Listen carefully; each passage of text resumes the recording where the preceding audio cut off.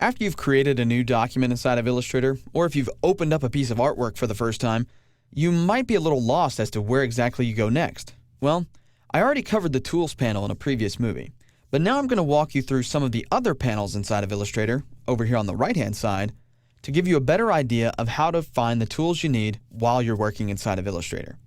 Now, the panel system itself is actually pretty cool. You can work with panels in a lot of different ways, and I'm going to show you how to do that first. When you first see the panels inside of Illustrator, they'll be collapsed in what's called icon form, over here on the right.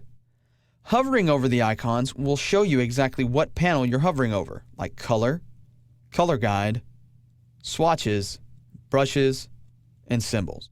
Anytime you hover over a panel, it automatically shows you in a tooltip the name of the panel that you're hovering over. If you want to access that panel, simply click on it, and it automatically brings that panel to the forefront for you to use temporarily. When you're finished with that panel, simply click here to collapse it. If you want to see all of the panels expanded all the time, come up to the top and click this little arrow. Once you do that, all of the panels will be in their full expanded form and you have access to all of them at once. This does take up about 10% of your screen real estate though, so I actually prefer, especially when I'm working on a laptop, to have those collapsed into icon form.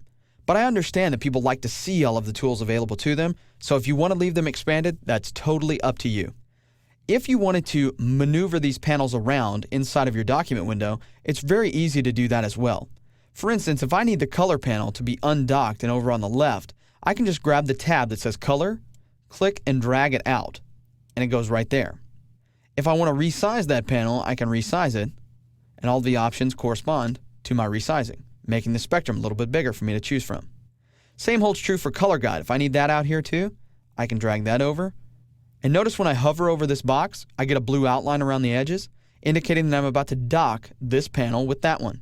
If I want them to be together, I let go of the mouse, and it automatically docks it in. You'll notice over here on the right that everything shifts up because I no longer have those two panels at the top.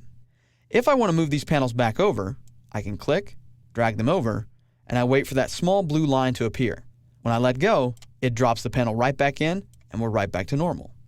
If you don't want to take the time to replace every single panel that you drag out while you're working in Illustrator, you can always go up to the drop-down menu for workspaces and then choose Reset whatever workspace you're using. So let's say that I had all these panels out here, and I'll just make a big mess of my interface really quickly. As you can see, I've created quite a clutter. If I want to, I can just go right here, choose Reset Essentials, and everything's right back to the way it was when I first started working in Illustrator.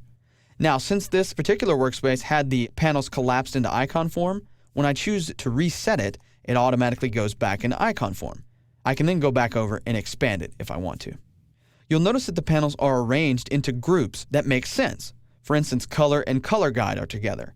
Swatches, brushes, and symbols, which allow you to create things, are grouped together. Strokes, gradients, and transparency, things that change certain appearances of objects, are grouped together. Appearance and graphic styles, two things that kind of go hand in hand with each other, are right there together. And then finally, layers and artboards are also there as well. You'll find as you're working throughout the panel system that you're able to do certain things, like make inline edits and things like that. That's very easy to do. For instance, if you wanted to change the layer name, you double-click, make your change, and hit Enter. You can do that in many different panels, including the Actions panel and Variables panel as well. Anytime you have the ability to name something, basically you can change the name right there inside the panel without having to do anything else. You also have the ability to navigate certain panels using the keyboard. So if I were to open up the Type panel, for instance, by going to the Window menu and finding Type, you'll notice that I can click here and then use my Tab key to go all through the dialog box. So anytime you want to stay inside of a panel without having to move your mouse all over the place, just use your Tab key or your arrow keys on your keyboard to get you where you need to go. If you wish to close a panel that's open here on your artboard, you simply click the little X right here in the top right corner, and that panel will temporarily go away. You haven't deleted it from Illustrator per se, but it is just hidden from view.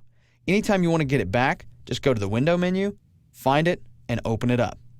Most of the panels over here on the right are the ones that you're going to use most often. But in the Window menu, there are a bunch of panels that aren't out here by default. Anything you see with a check mark is already on your screen somewhere. Anything without a check mark is not currently being displayed. So if you need to find a panel and you don't know whether it's out in your document window or not, just go to the window menu and see if there's a check mark next to it. If it is, chances are you should be able to find it. If there's no check mark, you can put a check mark beside it, like let's say image trace, and that panel automatically pops up. Let's close that up. The last thing that I want to show you about panels is something that's very important, and it changes for every panel that you're working with. Let me bring out the color panel to show you exactly what I'm talking about. Inside the color panel, there's a little button right here on the right-hand side. This is called the panel menu, and depending on what panel you have selected, the name of this actually changes. So for instance, when I have the color panel selected, this is the color panel menu. When I have the layers panel selected, it would be the layers panel menu. Clicking this is going to show a variety of different options, which will be different for each panel. So in this case, I get the option to show options, which will expand out to show me all the options in the dialog box. I can also hide the options if the options are being shown, and then there are also various other operations that I can perform. Again, this is going to be different for each panel that you work with, so take the time to explore this little menu item and see exactly what you're able to do. I'll bring this back up and dock it back in. Hopefully now you have a better understanding of where to find some of the more common panels inside of Illustrator, and also a clearer picture of what they're used for and how they can help you in your workflow. No matter what though, take the time to go through each and every one of the panels inside of Illustrator, learn them, see what you're able to do with them, and see how they fit into your workflow. If you don't find the panel you need out on screen immediately, go to the window menu, locate it, and then integrate it into your workspace by docking it over on the right-hand side. Remember, panels are where you do the heavy lifting inside of Illustrator, so you need to have the ones you use most often at your disposal at all times.